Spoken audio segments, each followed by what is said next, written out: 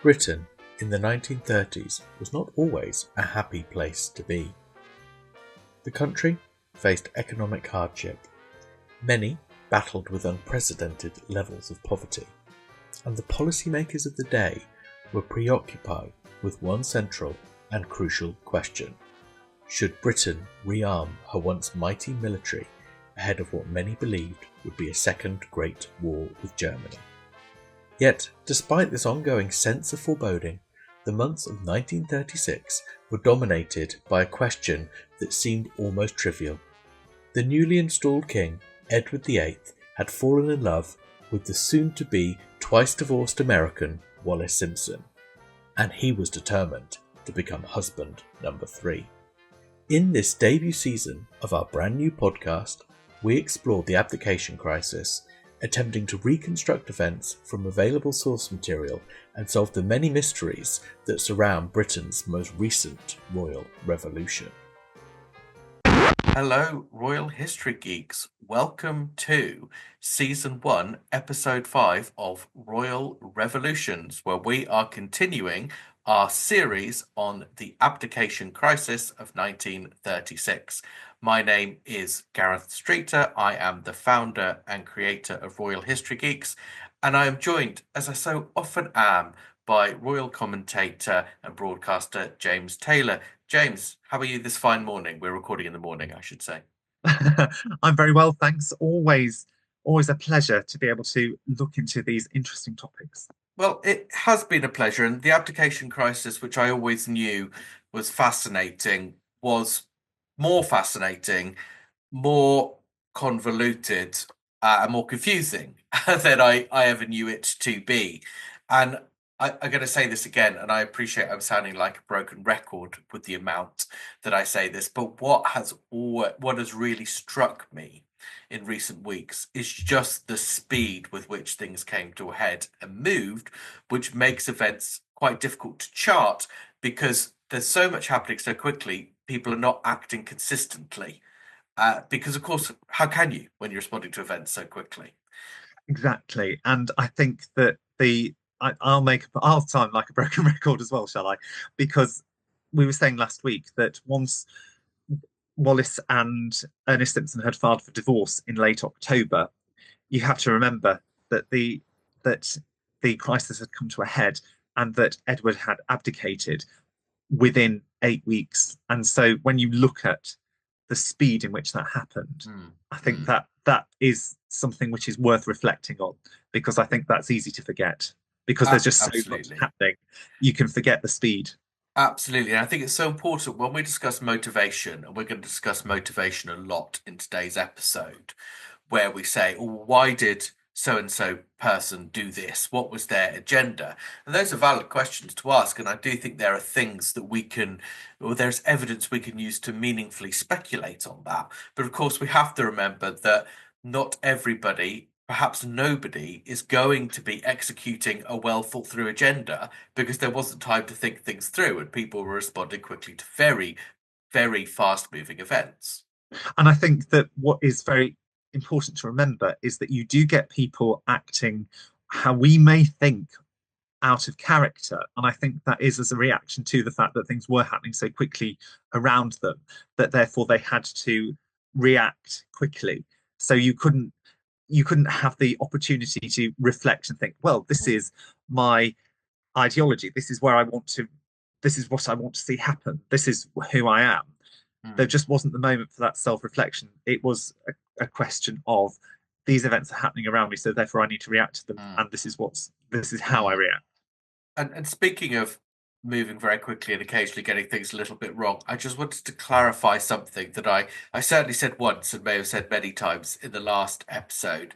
I talked about how the king started to feel there may be some hope for him when he was greeted upon arriving back at Buckingham Palace or leaving Buckingham Palace. He was greeted with a cheer from well-wishers, which looked as if that lit a switch in his head, or flicked a switch in his head, I should say, and he thought, okay, maybe there's something here worth fighting for.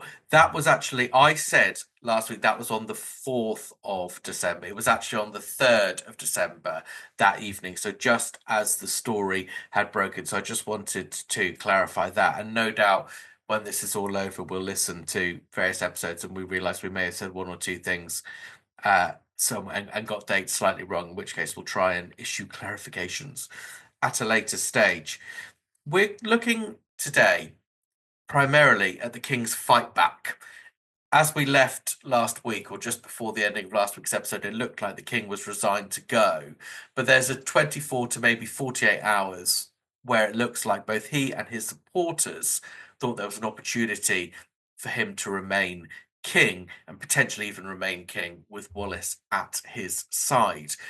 There's a phrase that we're going to talk a lot about today, which gets talked about a lot in the context of this debate, which is the King's Party. And when you read about it in history books, it's entirely unclear as to whether the King's Party was a concept, or whether it was an organized movement, or whether it was a semi-organized movement. So what we're going to do now is just go back in time to our interview with Adrian Phillips through the wonders of time travel, which we've discovered as part of our podcasting adventure, and get a little bit of expert insight from him as to what this King's Party was and what it wasn't. And now we are back with Adrian Phillips to tell us more about the wider context of what was going on and help us fill in the blanks in our own understanding, which regular listeners will know are somewhat significant. Adrian, we wanted to talk a little bit about this episode is really on the King's fight back. We left it at the end of the last episode where things weren't looking too good and he pretty much thought he had to go, but there was a last minute rallying of potentially public support after the media stories had broken and a sense that perhaps he could hold on.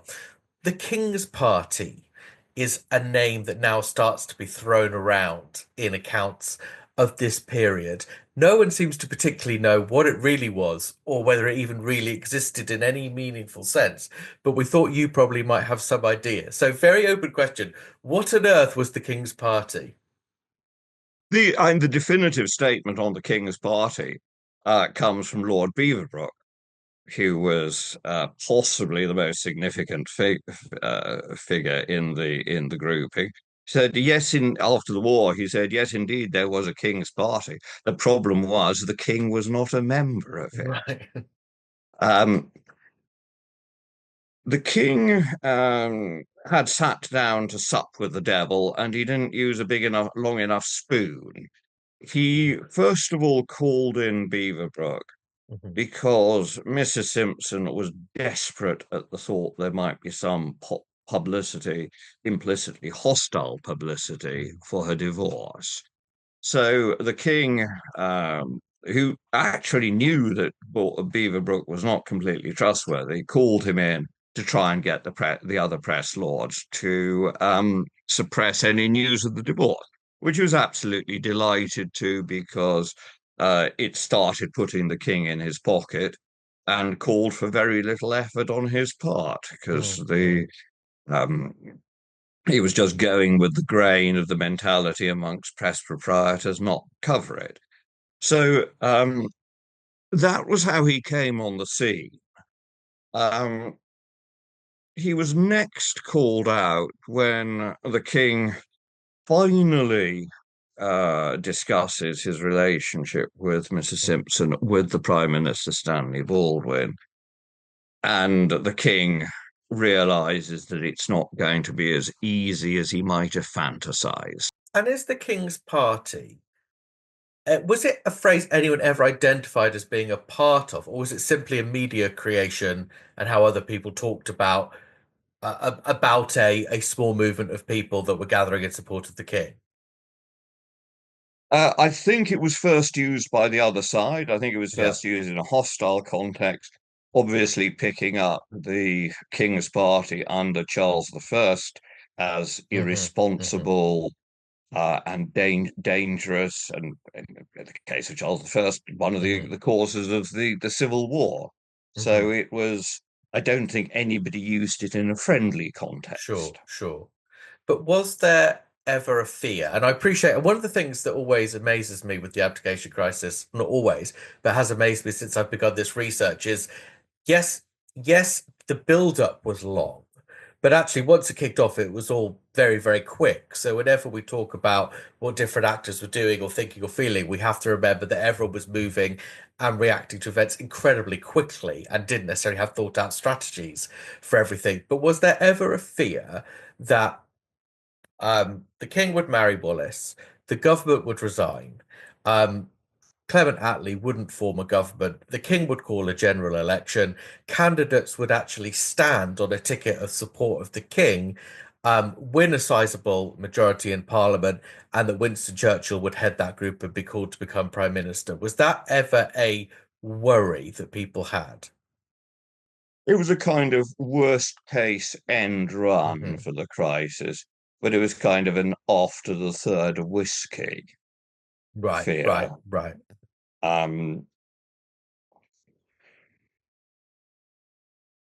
There was no moment when that looked likely.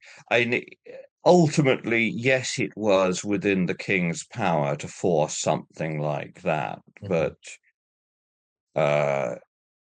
when Beaverbrook tried to persuade him to back an all-out press campaign in his favor to fight the government through the press, the king backed down. Now, whether that's because, as he certainly did, he saw that it would be disruptive and potentially very, very divisive, or if you want an extremely hostile explanation, simply because Mrs. Simpson was utterly terrified at the idea of hostile press publicity. She saw physical danger to herself in it. And she did not want that kind of press campaign. And Edward did what he was told by her. Let's talk briefly about Churchill. What was his skin in the game in all of this? He'd known Edward for a long time as Home Secretary. He had organised his inauguration as Prince of Wales before the First World War, and he'd been in touch with him ever since. He liked him. He was susceptible to Edward's charm. He had tried to advise him to go easy on the relationship with Wallis Simpson when Edward was king. He advised against the invitation to Balmoral. He advised against Mrs. Simpson's divorce actions, which were both perfectly sensible moves, but at least temporarily made an enemy of Mrs. Simpson. I see. Right. Because he wasn't seen to be, fully on board. Exactly. And it perhaps gives you a clue as to what Wallace herself was pushing for. Right. That Edward cuts off contact with Churchill when he comes up with these unwelcome suggestions. But Churchill is brought back into the fold when the crisis kicks off. Yes. Almost as a last resort. He is quite keen to do something. And this is one of the Churchillian tragedies of the abdication crisis. He, after his complete failure over India, which marked him as a dangerously irresponsible man, he'd started to rebuild his position as a responsible statesman with a cross-party campaign for rearmament. And by one of those savage coincidences, the day after the news breaks publicly, he is addressing a huge public meeting under the slogan, the Arms and the Covenant, which brings together the whole political spectrum in favor of rearmament, including the trade unions. Um, and who knows what could have happened. But certainly, Churchill himself was quite keen to hijack the meeting to speak in favour of the king. He had to be told directly by Walter Citrine, the General Secretary of the Trades Union Congress, that he just wasn't going to be allowed to do that. He did slip in a neutral reference to the king, which was loudly cheered. But he was still committed to supporting the king against Baldwin, and in the days that followed, made this far, far worse. And that was the end of the Arms and the Covenant campaign. Right.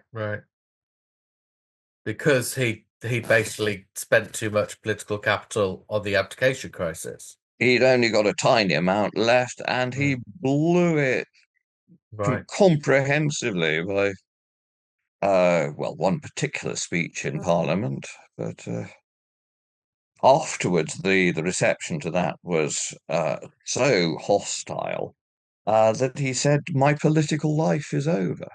And did Churchill believe that backing Edward VIII could be a route back to Downing Street for him? Quite possibly.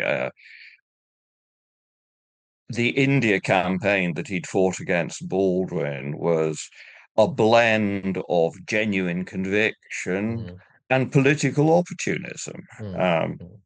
I think Churchill is a bit an extreme example of how those two separate aspects of any politician's life come together. And it is impossible to disentangle which of the two considerations was the more important in his mind. But I don't think you can rule either one out, opportunism or genuine political belief. Which I suppose makes him a classic human being in many ways, as we all have that mixed motivation. Just finally on the King's Party, to what extent, if at all, was there fascist participation in all of this? One of the smaller bits of the political crisis was a group of Tory MPs loosely gathered round a body called the Imperial Policy Group, which was the last echo of the India diehards, but also pretty pro-Hitler. There's one character called Kenneth de Courcy who's got a very, very bad track record in that respect. And they briefed the Imperial Policy Group, which is about 30 or 40 MPs, we don't know exactly, was threatening to cause difficulty in Parliament. And they were seen off by Baldwin, or who sent his private secretary to brief them. We don't know exactly how, but I'm pretty sure it was some hint of the foul stuff that had been excavated on Wallis Simpson, and that was enough to get rid of them. But yes, there was an element of extreme right-wing support for Edward. Not very significant. It was dealt with pretty brutally and efficiently, but it was there. Okay, that's very interesting to know. Thank you. You've really helped us set whatever the King's Party was or wasn't in its context, which is very helpful. And I think probably given us a slight degree of freedom to recognise that if we don't quite understand exactly what it was, that's partly because no one at the time understood exactly what it was as well, which is very helpful. So thank you for that, Adrian, and for all that you've helped us along the way with this podcast. Okay, we are back in the present, everybody, after that very helpful insight from Adrian. And I think what I really took from that is a recognition that the King's Party wasn't an organised movement. It was a descriptive term that people were using for anyone that supported the king, and these so-called members of the king's party weren't working together necessarily or knew each other necessarily, though some No. of them were. Well, yes, but certainly nobody was a card-carrying member of a party because, and I think back to our point, which we made at the beginning of this episode, there simply wasn't the time.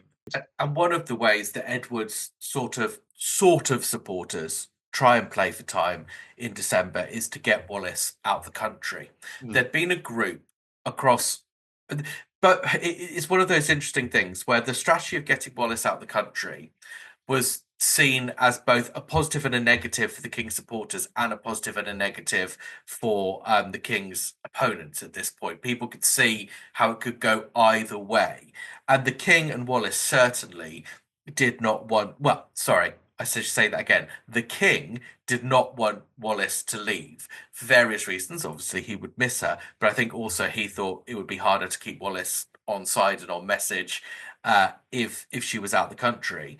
But finally, and I think this is because of the press reaction, and Wallace always knew, Wallace was always wise enough to know that she would be portrayed as the enemy, as she certainly was. So on the 3rd of December, Wallace leaves for France to head toward Cannes to stay with some wealthy friends, and the king sends with her to look after her, essentially, a man he obviously believes is on side, but may not be quite as on side as he thinks, which is, he's not Lord yet at this stage, is No, he is. He is Lord Brownlow. Lord Brownlow. Yes, he had succeeded to his barony in 1927. Okay. Yes. And so, do you remember Harry Enfield, Kevin and Perry? I do. Yes. Well, here, to give a little bit of background, it was David and Perry. Because Harry Enfield ruined my life. Can I just say that? Did he? Because I was literally about 12 or 13 when the whole Kevin the Teenager sketch came out, and I personally don't think I was ever very teenagey, but always, every time I said anything, my parents were always like, "Oh, Kevin, Kevin." It's like, I actually don't think I was very Kevin-like. I think they got very lightly. I was going upstairs to read about, Princess Margaret and Peter Townsend's love affair or something. But Kevin.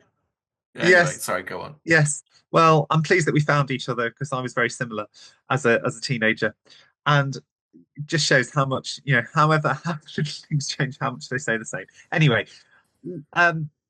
so his name was Peregrine Cust, Baron, 6th Baron Brownlow, and he was 5 years younger than Edward. He was born in 1899, and he was his equerry, and so they had been very close as young men, and so that's where I've drawn the parallel, because see, Edward was referred to as David, he was referred to as Perry, and they were the sort of, I don't want to suggest that it was to the exclusion of other people, but they were sort of young men about town, you might describe them. And one thing that is interesting is because Lord Brownlow, his family seat was and still remains Belton House in Lincolnshire, although now it's owned by the National Trust, but his grandson does still actually have an apartment there. Oh, right.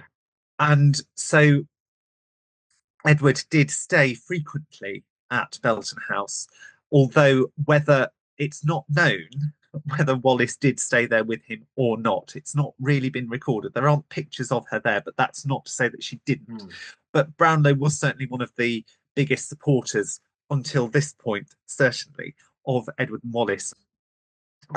So at this point you have Brownlow has been sent to France with Wallace, but he turns out to be a bit of a double agent, because rather than being the king's great supporter and encouraging them to go along with the marriage, you have him encouraging Wallace instead to give up the king for we assume from what he says, for the good of the country and the good of the monarchy. Yeah, and this is what we have to realize here is, if Edward had any idea that that was the agenda he would take, he would not have sent Brownlow with Wallace to France. No, and and no, because he trusted him implicitly, Yeah. and so I think that for him it was it would be a great betrayal because he was one of his closest friends, one of his closest supporters. They'd known each other since they were young men. I think it did come completely out of the blue to Edward that Brownlow took that line. And I can understand how, from Brownlow's perspective, he might have been thinking, as indeed it seemed that many of Edward's friends were thinking, our primary loyalty is to Edward. We've got to keep him on the throne. We didn't necessarily have a problem with Wallace being married to him and being king, but it's now clear that that won't happen. So the only way we can do that is it's almost like we're going to help the king, but we're going to help him by doing what's best for him, not by doing what he wants. And that's difficult for friends. Friends often do that to one another, and that's difficult, and that puts a huge strain on friendships. What we don't know, I suppose, is whether people like Brownlow, who were maybe coming from the Duff Cooper school of thought, where perhaps they thought, give him up now so that there's time for the dust to settle, and then who knows what the future. We just don't know, and they perhaps did not know. But what we do know is that it is deceitful, because had the king known that was his position, he would not have sent him with Wallace. No, and I think that this is where the whole idea of going to France was actually a bad one, in as much as, one, by separating Edward and Wallace, it does mean that Wallace would be more susceptible to people like Brownlow giving her advice that it would be far easier. Couldn't we all just forget about it and it'll all go away? But also, another thing that you have to remember, and this is shown, and I don't want to go too much into the realms of fiction, but if you look at the Edward and Mrs. Simpson series from 1978 with Edward Fox, this shows this particular aspect of it very well. With the state of phone calls to the continent in the 30s, the communication problem did make things much more difficult, because it was so much more difficult to get an international line, with the whole quick trying to get connected in the first place, but also with the fact that the quality of the line was very poor, and so they could barely hear each other, they were having to shout, and so that made communicating between Edward and Wallace far more difficult, and so that, I think, made that sense of isolation for Wallace far more prominent in her mind, because she has Brownlow and others telling her to give up the king. And she's also not able to discuss it with him for two reasons. One, because he's far too busy. He's seeing the prime minister, he's seeing other people. He's dealing with the whole business of trying to keep his throne. But also, when he does try and speak to her, it's so difficult because of the communication problems. And actually, some of the people closer to him realised the dangers of Wallace going was that probably the only person that could talk him down was Wallace. So when she was far away, he would just strengthen in his resolve. No one would be able to make him see reason. And even if she tried to from afar, as we'll see, she did, there's no real reliable means of communication for that to happen. So in terms of more bad news for Edward on the 3rd of December, this is, he gets that slightly good news later on when he sees the cheer, but this is still bad news. He is informed that the King's proctor is quite likely to involve himself in Wallis and Ernest Simpson's divorce case. The King's proctor is not a term I'd ever come across before studying this, and I don't even know whether the office still exists. But in at least this context, and I couldn't tell you whether the King's proctor has wider duties, but if you had concerns about somebody's divorce proceedings, and this is why there was a gap between the decree nice and the decree absolute, you had an opportunity to flag that with the King's proctor and say, I don't think due legal process has been followed, I don't think the evidence is substantial, and the King's proctor could review it. Now, as I understand it, the King's proctor reviewed very, very few divorce cases. But when he did intervene, he nearly always intervened to say this divorce was not proper and should be nullified. The marriage continues. Yeah, that's true. And it was tended to only be with the highest profile Yes. divorces. Exactly. And so, yeah. And so I think that this, it is a term that I'd heard of before and had seen in other people. And I think it's important to remember that the King's Proctor was more of a threat than it was a reality, because, as you say, the King's Proctor did actually intervene in very few cases, but it was more a threat that the King's Proctor might, and that was used as a threat to a much wider. As I say, it tended to only happen in the most high-profile cases. Yeah. But it was used as a threat much more widely. So the King's Proctor has received letters from very credible lawyers, so not just members of the public, which is, I don't like this Simpson woman. It wasn't a referendum. People had to make material objections legally. So the fact he was getting inundated with lots of very upset people is not relevant. It's useful because it gives us a temperature gauge, but what happens is he then gets a very highly reputable law firm writes to him saying, look at the Simpson case. I'm sorry, but this is making a mockery of the law, because Wallis Simpson sues Ernest Simpson for adultery on a situation that looks entirely manufactured. But yet we all know full well that Wallace has been having an affair with the king. So it's a legal mockery to grant the divorce on that basis. And Edward is told he may interfere. Now, as it turns out, he ultimately will not, and that's something we could explore in later episodes. But later on, and I don't think this is happening yet, I really don't think this is happening yet, because even on the 3rd of December, I still think the government's first plan is that the king stays. But later on, this distance between Wallace's divorce having been granted and it being fully what would the word be, but fully substantiated, is used as a bit of a threat to dangle over the couple to make sure they behave in the months after they leave office and ahead of the coronation of George VI. And the King's Proctor is essential to that. Yeah, and that's why it was a wise move for Wallace to be out of the country, because they can't be accused of acting they can't be accused of committing infidelity, because they're not in any close proximity to each other to be able to do it. Absolutely. Yes. So better news for Edward is on the 4th of December, there's a crowd. I have to say, it's difficult to know how big the crowd is because no one seems to specify, that gathers outside Buckingham Palace, clearly in support of the king. They've got signs that say things like "God save the king," ... from Baldwin, and there's talk about "God save the king," down with the politicians, don't let Baldwin force this man out. And Edward must be thinking, well, if this is a representative sample of the population, I could be quids in. And he meets with Churchill that evening, and Churchill later tells Beaverbrook the king will fight. Our boy's still in the game.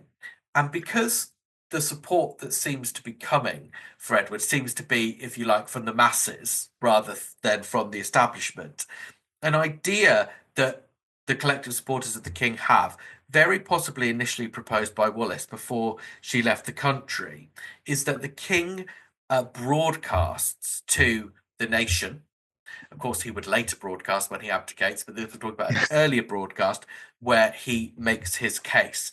And this broadcast was never recorded. It never happens. But we do have a draft script. I must confess, I don't think this is the full draft. I think the version we've come across is probably a redacted version.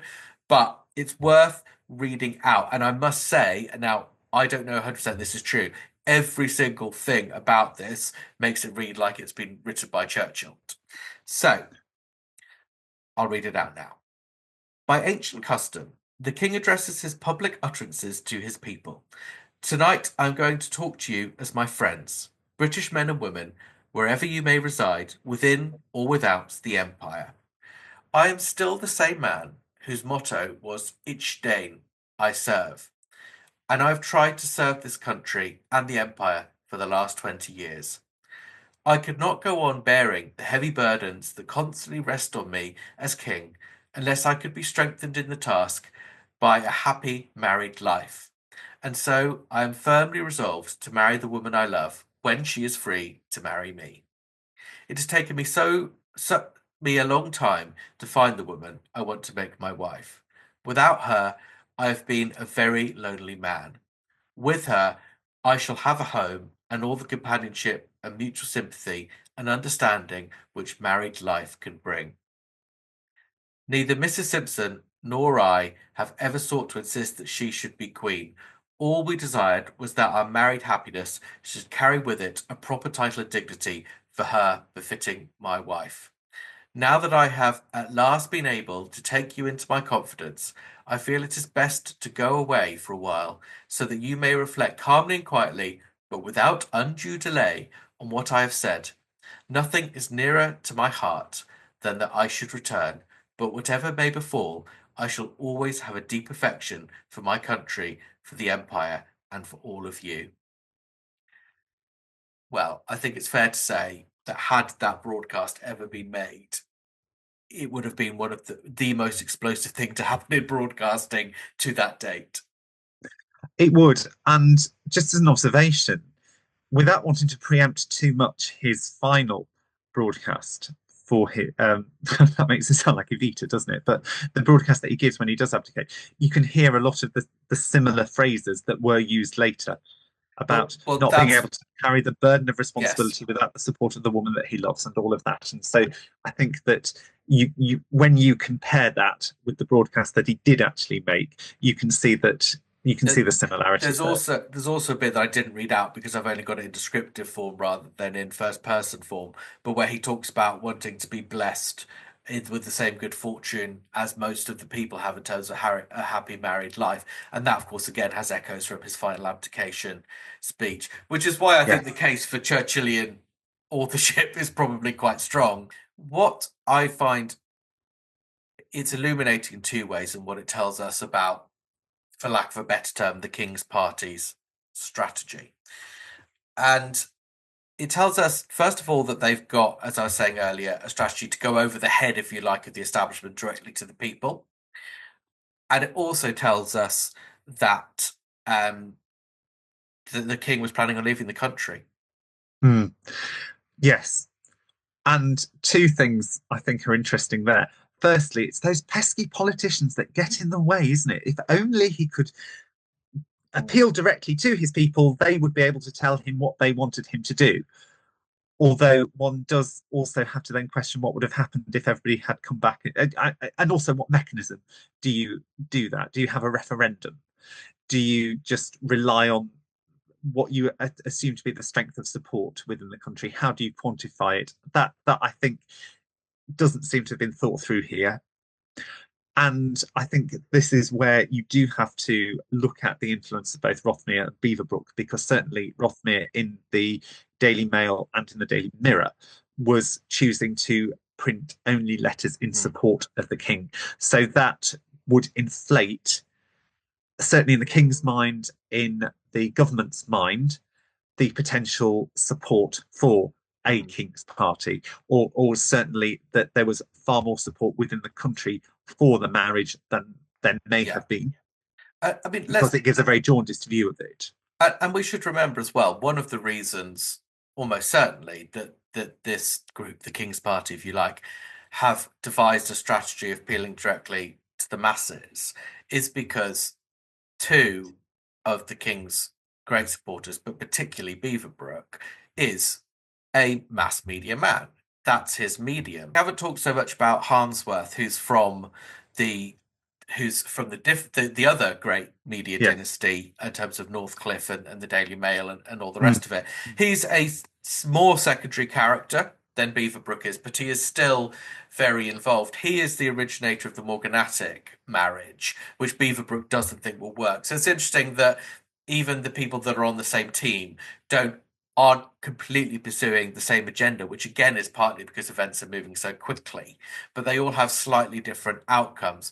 What's fascinating about Beaverbrook is he's someone I'd like to go and study an awful lot more, but I know that one of his biographers has effectively said words to the effect of, there are lots of selfish people in the world. There aren't very many evil people that have ever lived, but Beaverbrook was one of them.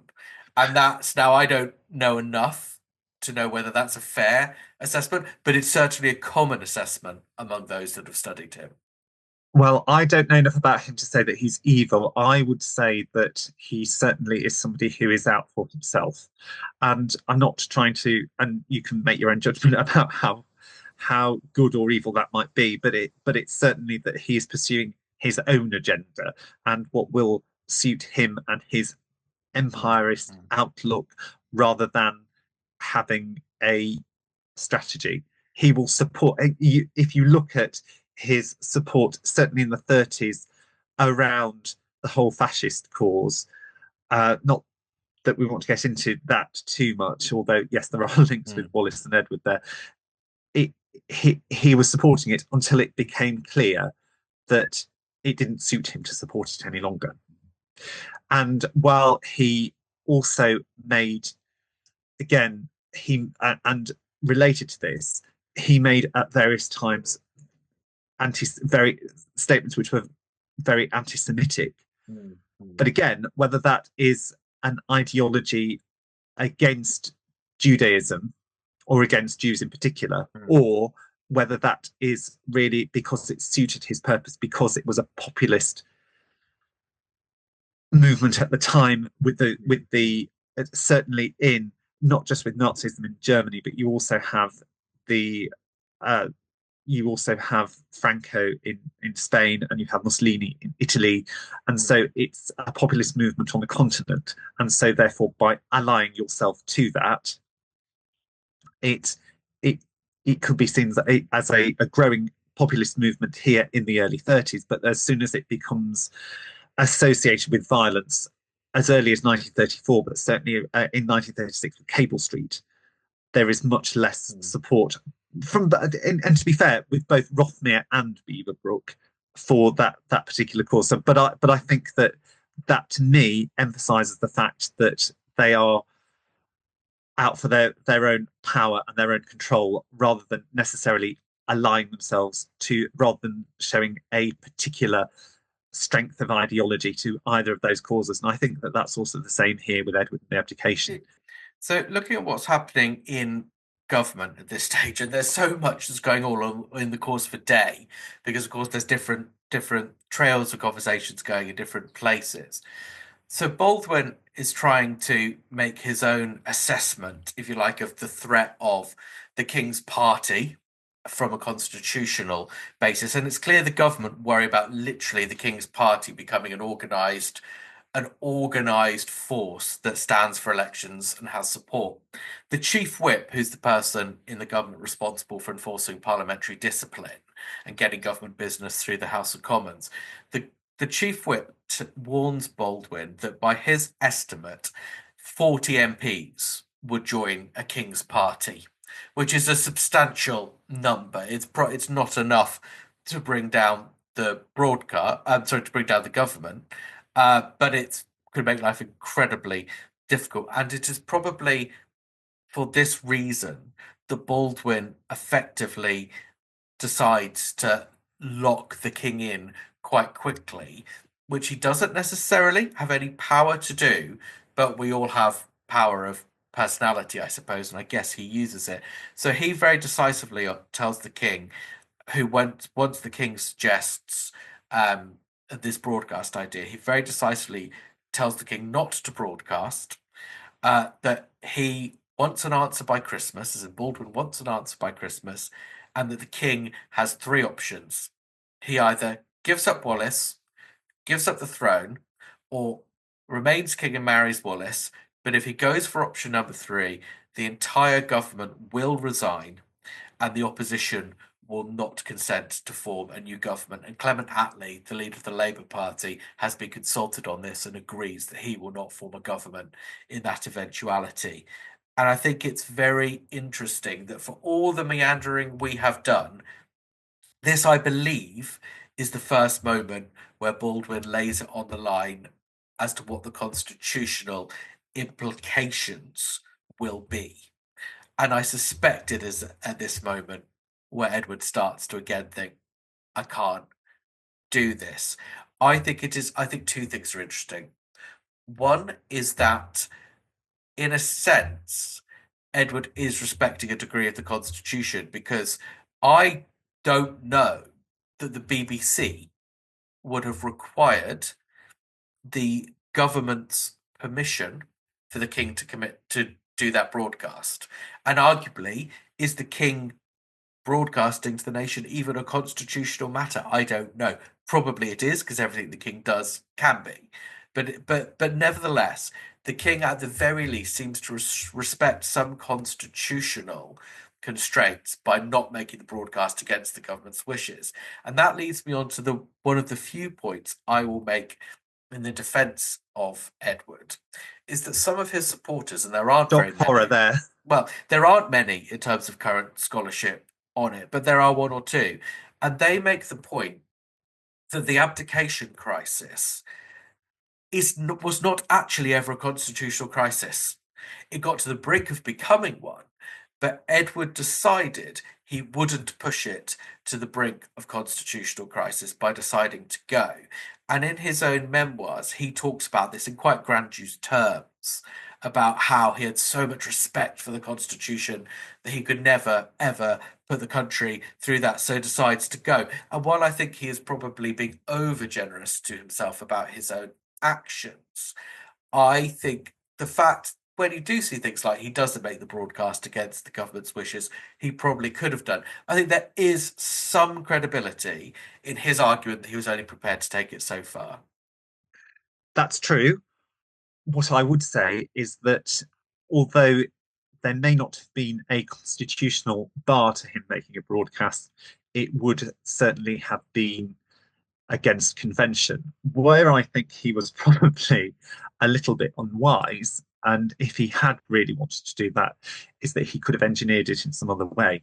I think where he went wrong was that he was too direct in saying that he wanted to broadcast on the BBC and he had this text prepared.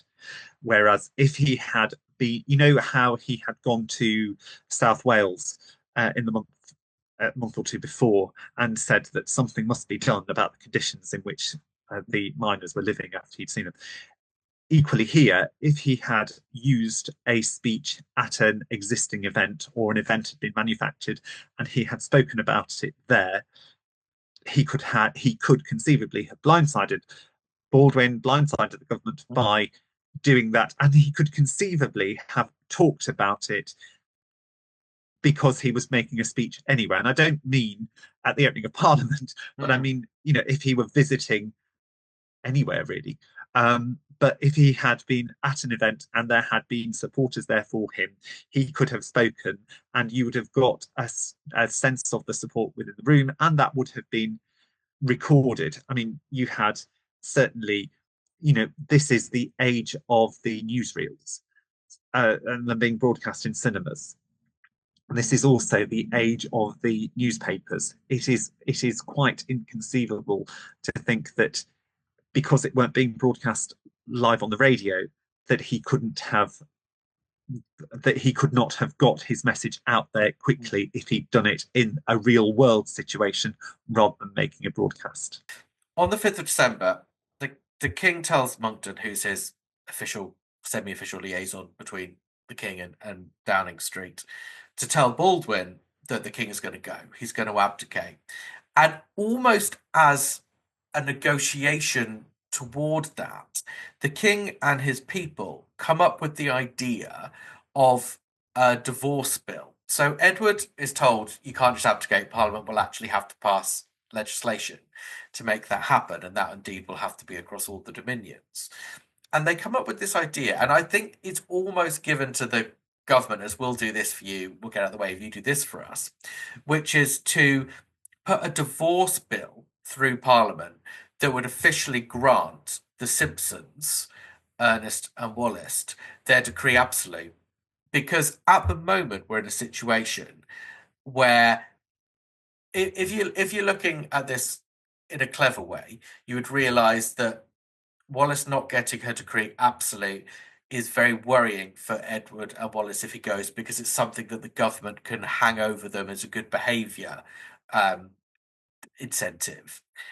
But I don't think Edward is actually thinking about it that strategically. His whole point is, now that the world's media are on them, he can't leave the throne and go and live with Wallace. Because if they do that, there will be real legal grounds to not grant Wallace her decree absolute. So I think he's just thinking, put the divorce through Parliament, and which is the ultimate court of the land, and then he could just go and be with Wallace. I think that's all he's thinking.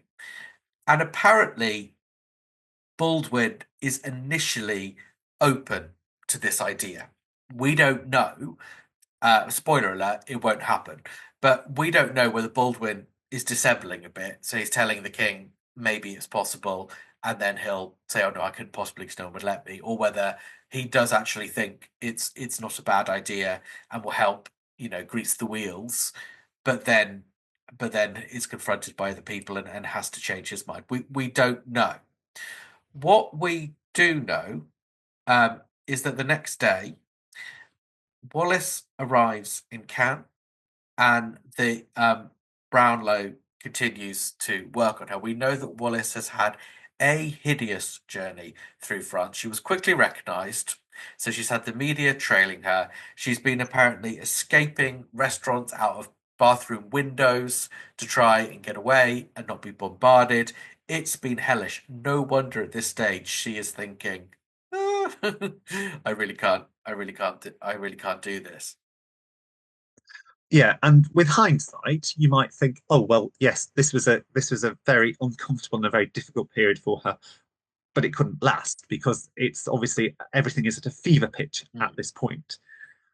But if you're in the middle of that, Yeah. you're not necessarily going to be thinking, oh, it's all right, it's going to die down. No, you're not. You're not at all. It's a bit like when you're a kid and you know that some people at school are talking about you.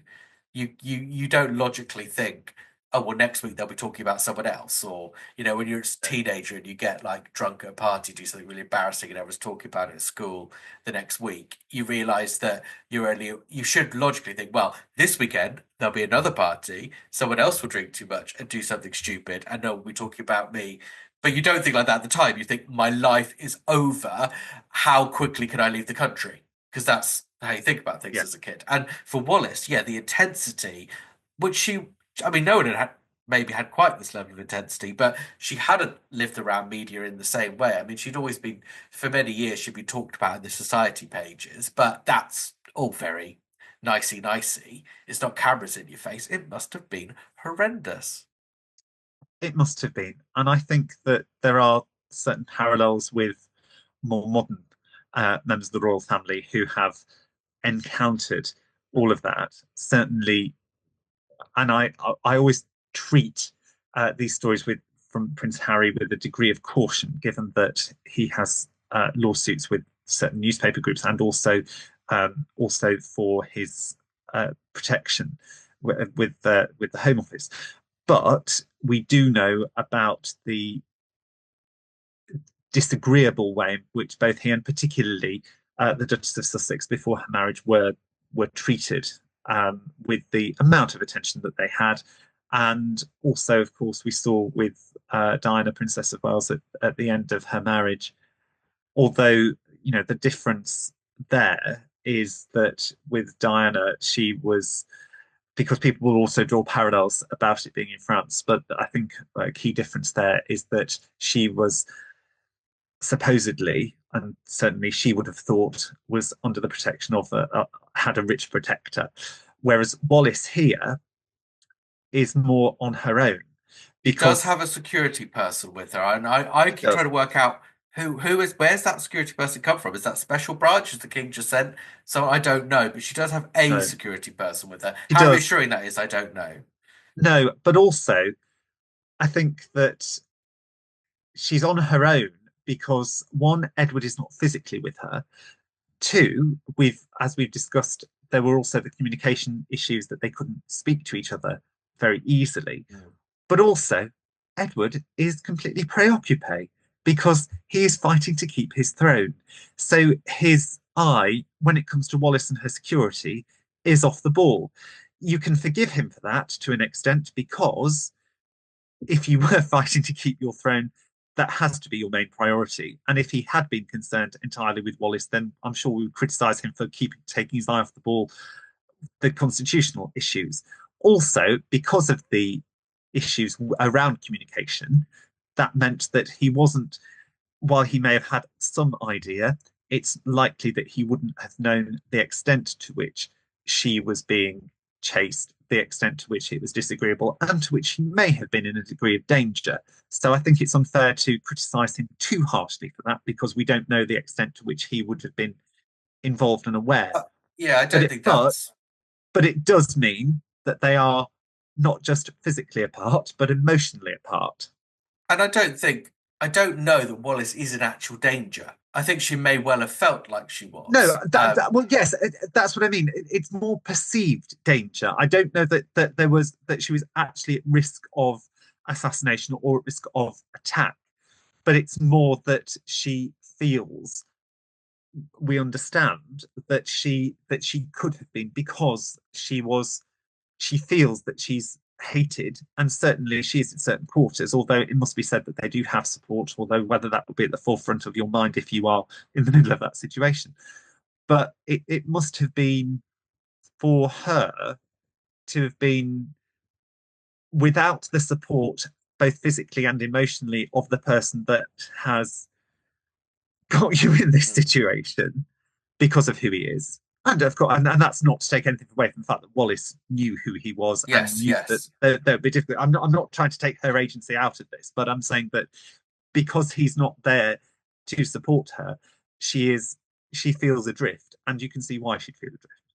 Well, and Edward, I think, back in the UK, is learning that he is not as powerful a figure as he thought he might be, because the cabinet discussed the proposals for his divorce bill, and basically the cabinet are horrified that there's no way on God's earth we could possibly do this, because just look at, I guess today they say look at the optics of it, but you can't say to people that everyone else has to live under the confines of marriage and divorce law, but the king, who, as many people in the country will see, has behaved appallingly and is going to abandon his duty to marry this woman, then gets special treatment. And it is very dangerous legally to start making exceptions like that, particularly when the divorce may not be entirely defensible. This is fed back to Edward, and I wonder, it's at this moment, Edward, the fight's already gone, but he really realises, I really am powerless, aren't I?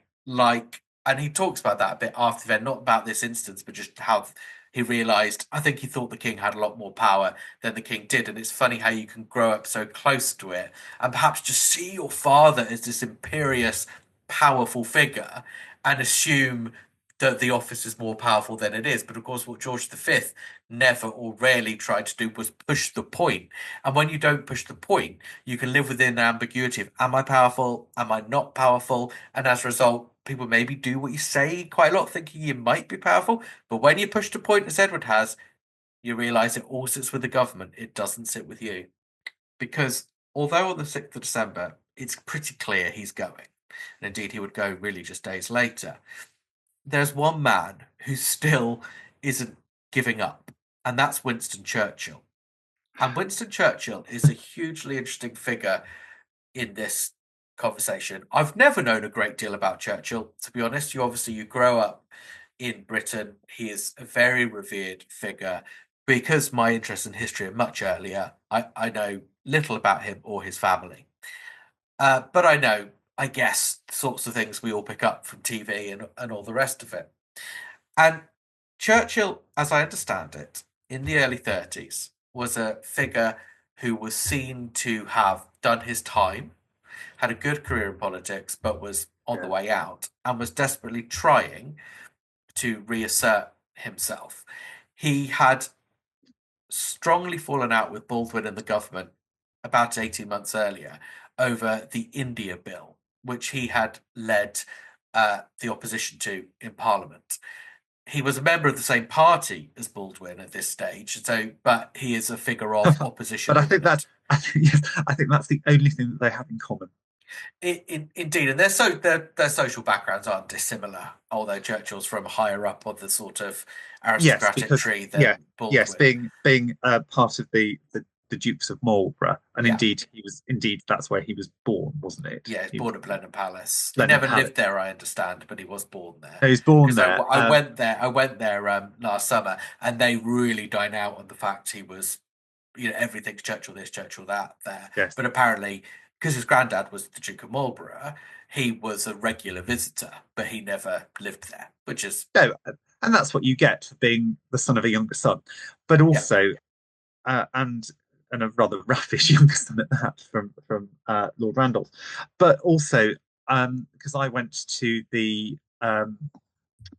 what was the Cabinet War Rooms, but is now the Churchill War Rooms and has the Churchill Museum within it quite recently, and you do really get the feeling that at this point that Churchill, it's referred to as his wilderness years, but you refer to it as the wilderness years because you know that he will make a great comeback. yes, yeah, Whereas at this point, he is really seen as being yesterday's man. yeah, exactly, exactly. And also, he is seen as rather unreliable as well, because you have to remember that he had crossed the floor twice. He'd gone from being conservative, being a liberal, to going back to being conservative. And so that, again, he's seen as somebody a little bit like we talked about Rothmere and certainly Beaverbrook, who was out to serve his own ends rather than necessarily his ideology. I think that there was a lot of, at this point, certainly, Churchill was being seen in that particular light. And also, although Churchill had been a career politician, at this point he's also making more of his he's making his living as a journalist and as an author, and certainly around this time he publishes Great Contemporaries, and this is really the life he's living, not entirely through choice, because he wants to be at the centre of the action. He makes several attempts to come back to the centre of the action, but he does carve out a rather successful career for himself as a journalist, yes, as an author. So I think that although we refer to it as the wilderness years, and yes, he's seen as yesterday's man as far as politics is concerned, but that doesn't mean that he's not actually being successful in what he's doing. No, indeed. But it's always, what it's like. No one wants their second choice life, do they? And the India Bill was perhaps an opportunity for him to come back. I don't understand the ins and outs of it. It looks, and it's, when you don't understand an issue and you look at it in a very precursory way, you completely miss the significance. To me, it looks like quite a mundane bit of administrative reorganisation within British India. However, it was seen by many, and this is what Churchill opposed, as a step toward Indian independence, which Churchill stood against. He was then beginning a campaign around rearmament in the run-up to the war, which is ultimately, because he was associated with that cause, he was a credible figure to become Prime Minister in 1940, as indeed he does become. But that's a situation that is not yet envisaged. And although he'd been accruing back a little bit of political capital through that sort of rearmament campaign he was running, it is a mystery to most people that have studied him as to why he chooses to spend that political capital on backing Edward VIII. And most see it as Churchill's biggest lack of judgment and his biggest misread of the public mood, which is interesting. Well, and that was certainly shared by Lady Churchill. Right, interesting. Because when it came to, initially, because he was Prime Minister in 1953 when Princess Margaret and Peter Townsend, it became clear that they wanted to marry, and his initial thought was, oh, why shouldn't the glamorous princess be able to marry her dashing officer? And Lady Churchill was the one who turned to him and said that he had backed the wrong horse in I don't know if they were her exact words, but certainly that he'd backed the wrong horse in 1936, and she wasn't going to go through all that with him again. I'm not saying he changed his mind simply because of what his wife had said to him. That was a far more complex, and obviously he had to consult the cabinet and all of that. But certainly we get the reading that from Lady Churchill that it was at this point one of his, yes, as you say, biggest misread of the public mood. Yeah, absolutely. And there's a big debate as to why he did this. And on the one hand, you've got people saying this he believed was his opportunity to come back. He believed that Edward could push Baldwin into the fall of Baldwin's government. Basically, that maybe it would be Edward's will that triumphs, not Baldwin's. Churchill becomes leader of a King's party. There's a general election. Churchill is the face of that, leading the King's party, and he becomes prime minister. And another much more charitable view that says he was a monarchist. He sort of liked Edward, not keen on Wallace, but did like Edward. Just thought the monarchy needed to be stable. We've got to keep the king in post. Let's try and find a way to make this work. And I must say, my gut instinct, I don't know if it's just because I'm a British boy brainwashed into the We Love Churchill school of thought, but my instinct is to go with the more charitable interpretation, partly because I don't think anyone had time to concoct that sinister an agenda. Yes, I would agree. I think while I would not, I'm not trying to say I don't think Churchill would be sinister enough. I think we have to go back to the point we made right at the beginning of this episode, is that everything is happening far too quickly. So I think that even somebody with a great intellect like Churchill would not have had it's not that he wouldn't have been able to, it's not that I don't think he could be ruthless enough, or that I think he could have concocted something like that. I don't think there was simply the time to be able to do that with what was happening. Because even, you might have thought theoretically well in advance there could be a King's party. I could lead that party. I could do all this. You needed the opportunities. Those opportunities did not present themselves until early December. And so there would not have been the time. So I think that while I think that view of him may be overly charitable and does overlook the fact that he was an intellect and could be cutting with it, I think that essentially he is, yes, Churchill might have been out for what he could get and want to benefit from the situation, but he could benefit from the situation without leading a King's party. He could benefit from the situation by being a close advisor, close friend of the King.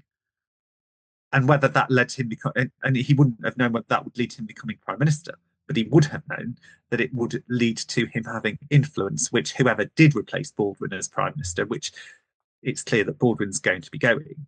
I think the probably less charitable bit that I would land on is he probably just slightly enjoyed being a bloody annoying bugger kind of thing and being a bit of a thorn in the government side. That's a very English way of putting it, isn't it? I'd have said he's a bit of an agent provocateur, but yes. Yeah, he enjoyed that. He enjoyed being. He enjoyed rubbing people up the wrong way. Yeah. He got a personal. You get the sense from Churchill that he got a certain amount of personal pleasure from rubbing people up the wrong way. Well, all I'd say is if you out there are a real Churchill enthusiast or a Churchill expert, look, I'm sorry, because I hate it when I hear people sort of assess the character of people I spent a long time studying when they clearly haven't. And I've just done that to you. So if you have any thoughts, get in touch with future episodes and we will share any thoughts. Because, as I say, I don't think either of us would describe ourselves as Churchill scholars, and we recognise there is a whole community of scholarship out there, and we've tried to digest as much of it as possible over the last few weeks, but given the breadth of the topic, it's limited in terms of what we've been able to look at. No, and also we just don't have that. Our focus here is not Churchill; it is the Abdication, and so we don't have the time to go into it as much as we could. But I like to think that we've tried to give both Churchills both positive and we've been charitable and given the contrary point of view at the same time. I dare say there's stuff we've missed, but no doubt people can let us know if they think we've been too egregious. Churchill raised the issue in Parliament on the 7th of December. Annoyingly, Hansard doesn't have an account of it. I'm not sure why that is. But what we know is that he tries to talk in support of the king and he is shouted down by both sides of the House. People from all parties shout him down. And again, perhaps he has misjudged the mood. He gets so annoyed, he storms out of Parliament. And it is not seen as his finest moment of statesmanship ever. But far more worrying to the king is in France. Wallace is backing out of events. The king tried to stop her lawyer, a chap called Goddard, from going over to see her, presumably because the king suspected he'd be trying to talk Wallace out of it. And I don't know if that's because he was bringing these legal concerns about the divorce and all the rest of it. But the government tell the lawyer to go, and they say, no, we're going to get you a plane. Again, who's got the power here? It's becoming very clear if there was anyone in any doubt. Goddard seems to have concerns about his heart and about flying, so he takes a doctor with him. There's all kinds, again, theories we don't have time to go into. There's all kinds of theories as to whether Goddard did have health problems or whether he was doing this for a bit more drama. I don't know. But this leads to rumours anyway that Goddard's bringing a doctor because Wallace is pregnant and needs to conduct an emergency abortion. Well, there's no evidence whatsoever of that. That's all I can say. No, and the other one is that she had had a complete nervous breakdown, and that he might have been there for that reason. But yes, the pregnancy one is the more lurid and is the one which has, I think, gained more traction in history. Yeah, but seems to be pretty unfounded. Anyway, one way or another, between Brownlow, between Goddard, and Wallace's own conviction, Wallace issues a statement to the press that night, which is often reported as Wallace withdrawing from the arrangement. I actually think it's a little bit more ambiguous than that. Mrs. Simpson, throughout the last few weeks, has invariably wished to avoid any action or proposal which could hurt or damage His Majesty or the throne. Today, her attitude is unchanged, and she is willing, if such action should solve the problem, to withdraw forthwith from a situation that has been rendered both unhappy and untenable. I think that's a little bit ambiguous, actually. Yeah, it is. I would agree. What she's saying here is that she's willing to withdraw, not that she is withdrawing. No, and I think quite. that it's the nuance.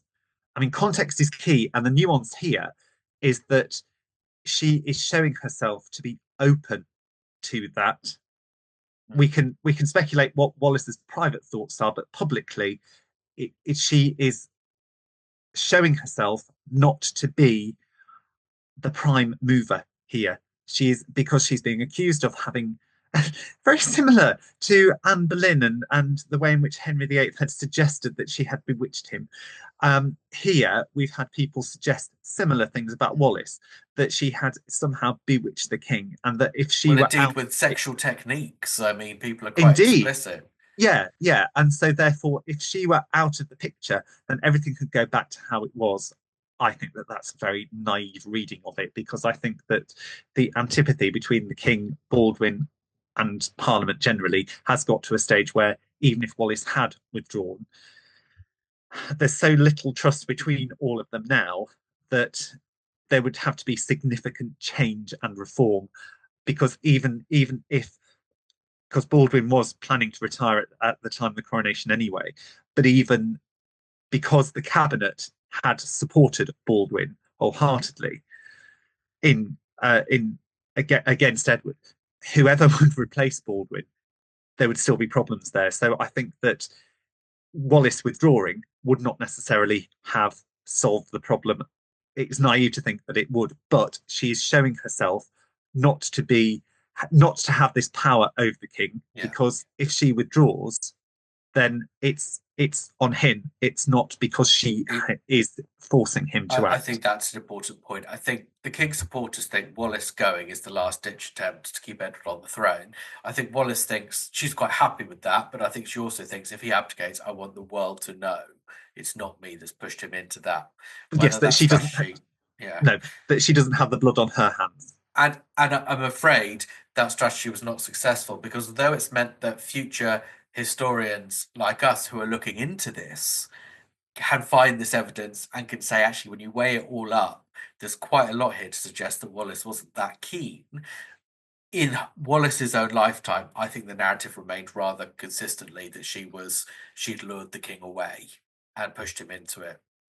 But I think that also you have to, because we're looking at that in hindsight, you have to remember that Wallace was still somebody that after they married, and when a lot of people were making up their minds about them in that aftermath, that she was still somebody who was seen as being a prominent socialite. She was seen as, and perhaps unfairly, that she's being seen as having influence in, even in exile, having influence in society. The richest, smartest people are still going there, and so she's seen to have a degree of influence over him.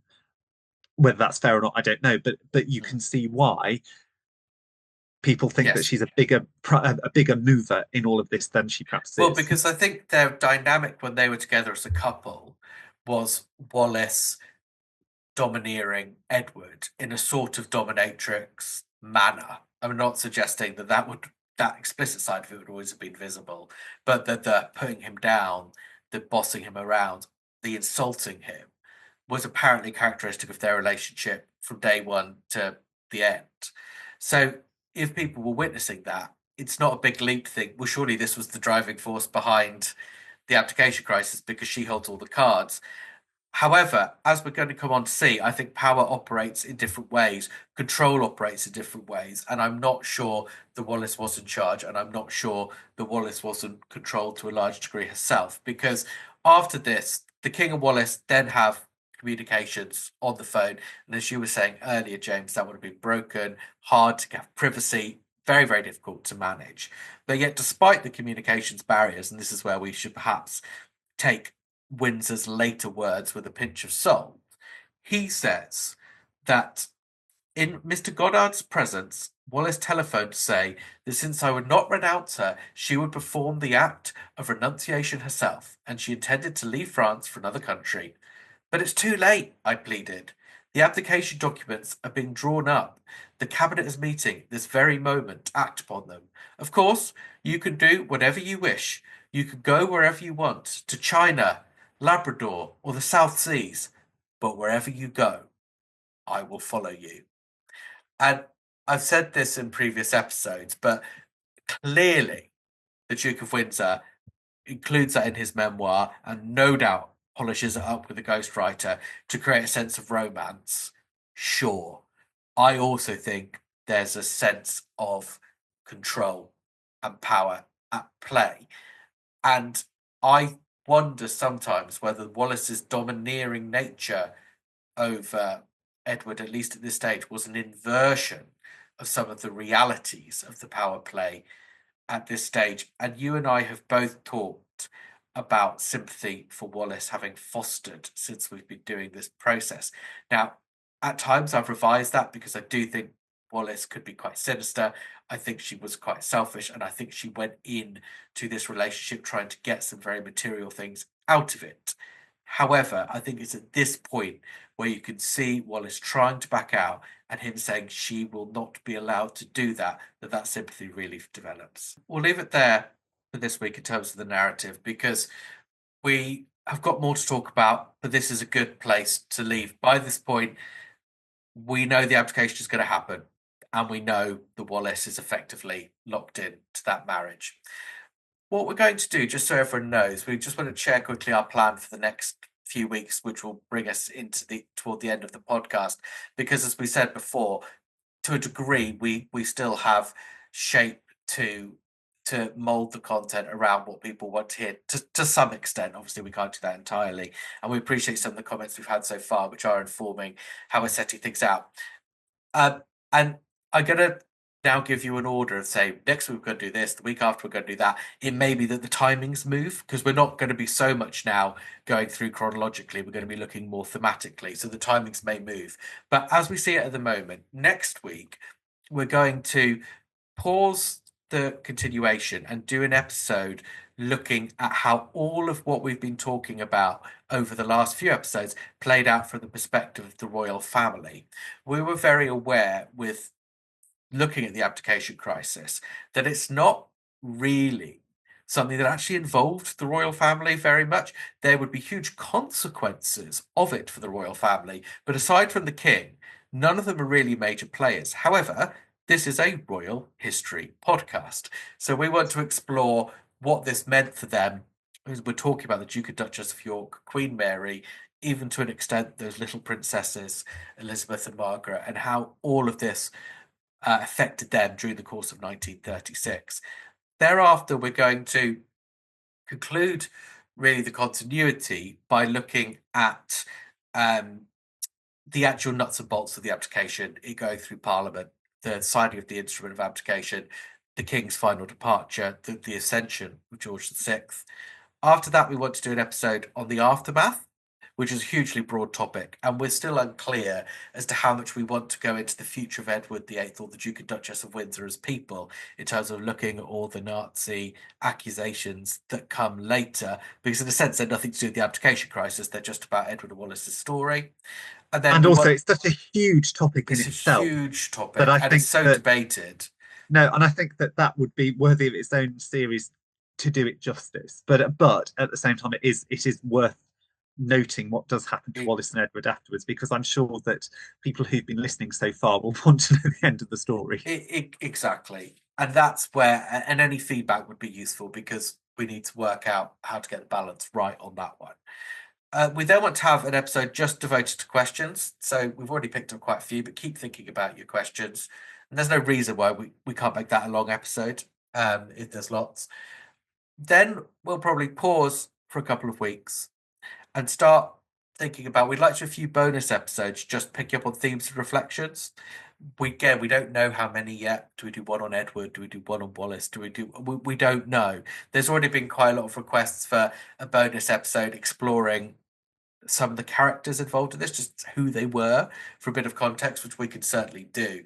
So there'll be a number of reflection episodes as well. But any thoughts as to what they look like, let us know. And then hopefully by Easter, at the latest, we'll draw a line under season 1, or we can start thinking about which royal revolution we look at next in season 2.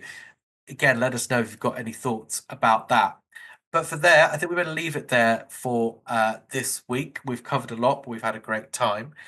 We will see you all next week. In the meantime, get in touch, questions, comments. We love them. We love to chat.